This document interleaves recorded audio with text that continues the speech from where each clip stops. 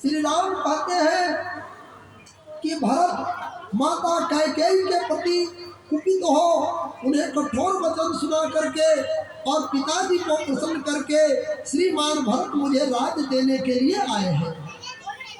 भरत का हम लोगों से मिलने के लिए आना श्रद्धा समुचित है। वे हमसे मिलने के योग्य है। हम लोगों का कोई अहित करने का विचार तो वे कभी मन में भी नहीं ला सकते हैं। भरतलाल भैया की जय। भरत ने तुम्हारे प्रति पहले कौन सा अप्रिय बर्ताव किया है जिससे आज तुम्हें उनसे ऐसा भय लग रहा है और तुम उनके विषय में इस तरह की आशंका कर रहे हो। भरत के आने पर तुम उनसे कोई कठोर या अप्रिय वचन न बोलना। यदि तुमने उनसे कोई प्रतिकूल बात कही तो वह मेरे ही प्रति कही हुई समझी जाएगी। श्री लक्ष्मण जी, श्री राम और देवताओं की वाणी को सुनकर सीता जी सहित सुखी हो गए। यहाँ भरत सब सहित सहाय है, मंदाकिनी पुनीत नहाए। भरत जी मंदाकिनी नदी में स्नान करके फिर सभी को पवित्र नदी के समीप ठहरा करके माता, गुरुजी और मंत्रियों से आज्ञा लेकर निषाद राज और शत्रुघ्न जी के साथ रघुनाथ जी के पास जाने को तैयार हुए। मार्ग में चलते समय भरत जी माता कैकेयी की करनी समझकर करोड़ों तर्क वितर्क करते हैं। सोचते हैं कि कहीं भरत का आना सुन करके श्री राम जी, सीता जी और लक्ष्मण को साथ लेकर इस स्थान को छोड़कर कहीं दूर न चले जाए। तदनंतर रघुकुल भूषण भरत दो ही घड़ी में मंदाकिनी के तट पर विराजमान चित्रकूट के पास जा पहुंचे और अपने साथ वाले लोगों से इस प्रकार बोले,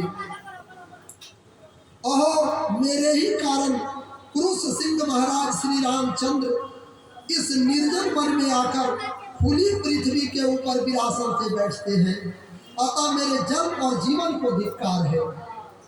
मेरे ही कारण महातेजस्वी लोकनाथ रघुनाथ जी भारी संकट में पड़ करके समस्त कामनाओं का परित्याग करके वन में निवास करते हैं। इसलिए मैं सब लोगों के द्वारा निंदित हूँ, अतः मेरे जन्म को धिक्कार है। आज मैं श्री राम को प्रसन्न करने के लिए उनके चरणों में गिर जाऊंगा, सीता और लक्ष्मण के भी पैरों पर पड़ूंगा। अपहरत दशाते अवसर कैसी, अजल प्रवाह जल अली गति जैसी। उस समय भरत जी की दशा इस तरह की हो रही है जैसे जल के प्रवाह में जल के भौरे की होती है। भरत जी का सोच और प्रेम देख निषाद राज अत्यंत आह्लादित हो गया।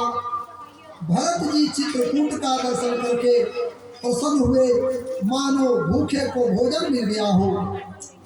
इति भेति जनु प्रजा दुखारी, अत्रिविध पाप पीड़ित ग्रहमारी। जाय सुराज सुदेश सुखारी, अहो ही भरत गति ते ही अनुहारी।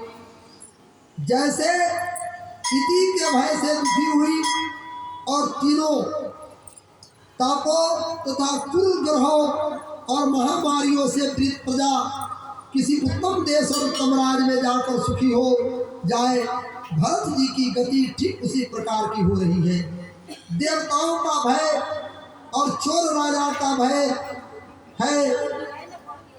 उत्पात टीडिया, तोते और दूसरे राजा की चढ़ाई क्षेत्र में बाधा देने वाले निक्षोभ उपद्रवों में इति करते हैं।